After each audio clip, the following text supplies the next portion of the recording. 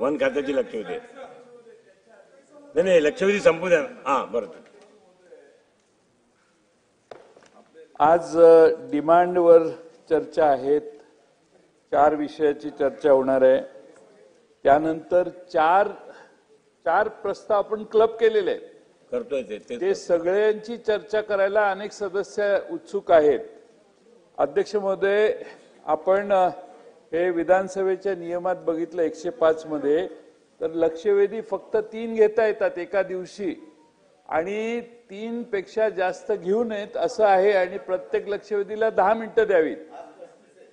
हा, तर आज आपण 3वर 1-0 तर 3वर 5 लिहिले आणि 35 लक्षवेधी घेतल्या.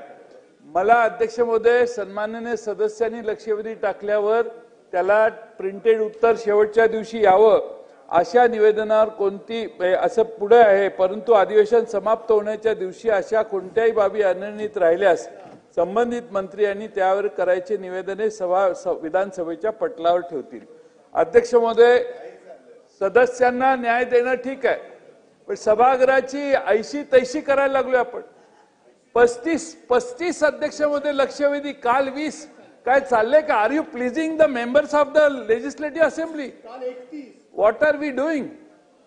सदस्य अध्यक्ष महोदय, आपण काय करतोय? सगळ्यांना खुश करण्यासाठी सभागृहाचे साधारण आतापर्यंतची जी काही परंपरा आहे ती सगळी पायदळी तुडवतोय आपण.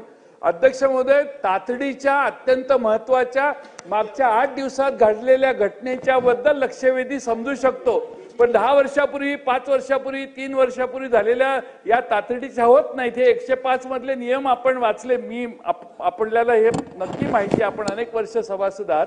म्हणून माझी म्हणणं की या डिमांडवर प्रायोरिटी कधी, डिमांड लवकर सुरू केल्या पाहिजेत, म्हणजे सदस्यांना मग शेवटी दुसऱ्या बाजूने फार नाराज 2 मिनिटं संपवतो, त्या डिमांडवर बोलता येत नाही.